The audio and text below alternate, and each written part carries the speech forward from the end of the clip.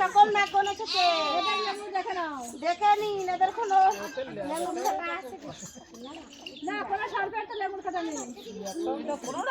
লেবুর কাটা নেই।